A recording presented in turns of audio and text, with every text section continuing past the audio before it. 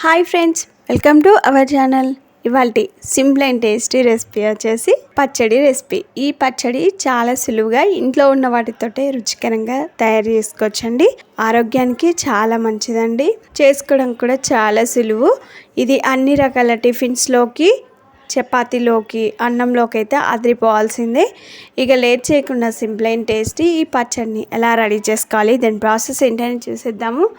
ముందుగా స్టవ్ పైన ఒక బాండి పెట్టుకొని అందులో 2 స్పూన్ల వరకు నూనె పోయాలి. నూనె వేడిన తర్వాత 1 స్పూన్ వరకు ధనియాలు, 3/4 టీ స్పూన్ వరకు జీలకర్ర వేయాలి. ఇవి వేసి ధనియాలు, జీలకర్ర ఆయిల్లో కొద్దిసేపు వేయించుకోవాలి. కొద్దిసేపు వేగిన తర్వాత ఇందులో కారానికి సరిపడా ఎండుమిర్చిని వేసుకోవాలి.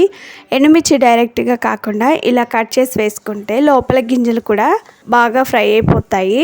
మాడిపోకుండా స్టవ్ని సిమ్లో పెట్టుకొని కొద్దిసేపు బాగా వేయించుకోవాలి. 2-3 రెమ్మల వరకు కరివేపాకును కూడా వేసుకొని ఈ కరివేపాకు క్రిస్పీగా అయ్యేంతవరకు వేయించుకోవాలి. ఇవన్నీ బాగా వేగిన తర్వాత వీటిని ఒక ప్లేట్లోకి కానీ బౌల్లోకి కానీ తీసుకోవాలి. తర్వాత అదే బాండిని స్టవ్ పైన పెట్టుకొని అందులో 1 కప్పు వరకు మినుములను వేసుకోవాలి. మీరు మినపప్పుతో అయినా చేసుకోవచ్చండి, లేదు అంటే మినుములతో అయినా వేసుకోవచ్చు. ఇలా చిన్న కప్తో 1 కప్పు వరకు మినుములను అయితే వేసాను. ఈ మినుములు పచ్చివాసన పోయి కలర్ మారేంత వరకు, మంచి అరోమా వచ్చేంత వరకు వేయించుకోవాలి. ఇంకొక 2 స్పూన్ల వరకు నూనె పోసుకొని ఈ మినుములని మంచి కలర్ వచ్చేంత వరకు వేయించుకోవాలి. స్టవ్ని సిమ్లోనే పెట్టుకొని వేయించుకున్నట్లయితే మినుములు లోపల వరకు కూడా బాగా వేగిపోతాయి. చూడండి, కలర్ మారాయి. మనం తింటుంటే మంచి అరోమాతో మినుములు చాలా టేస్టీగా ఉంటాయి. అలా వచ్చేంత వరకు వేయించుకోవాలి. ఈ విధంగా వేగిన తర్వాత స్టవ్ ఆఫ్ చేసుకొని వీటిని అన్నిటిని పూర్తిగా చల్లారనివ్వాలి.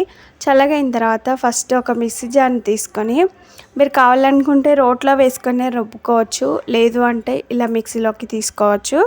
నేను ఇక్కడ మిక్సీ జార్లోకి తీసుకుంటున్నాను. ఫస్ట్ మనం ముందుగా వేయించి పెట్టుకున్న ఎండుమిర్చి, కరివేపాకులను వేసుకోవాలి.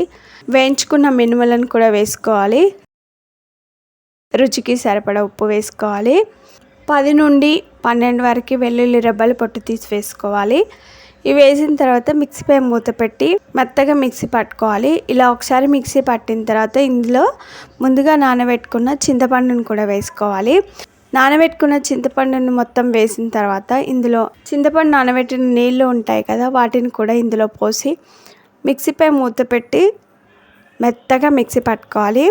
ఇలా మెత్తగా మిక్సీ అయిన తర్వాత ఇందులో ఒక మీడియం సైజు ఉల్లిపాయని పెద్ద సైజు ముక్కలుగా కట్ చేసి ఈ పచ్చళ్ళలోకి వేసి పల్సిస్తూ మిక్సీ పట్టాలి. మరి మెత్తగా ఎంతవరకు కాకుండా అక్కడక్కడ మనకి ఉల్లిపాయ ముక్కలు కనిపిస్తూ ఉండాలి. అలా వచ్చేంతవరకు మిక్సీ పట్టాలి. ఈ విధంగా పల్సిస్తూ మిక్సీ పట్టిన తర్వాత ఈ పచ్చడిని అంతా కూడా మిక్సింగ్ బౌల్లోకి తీసుకోవాలి.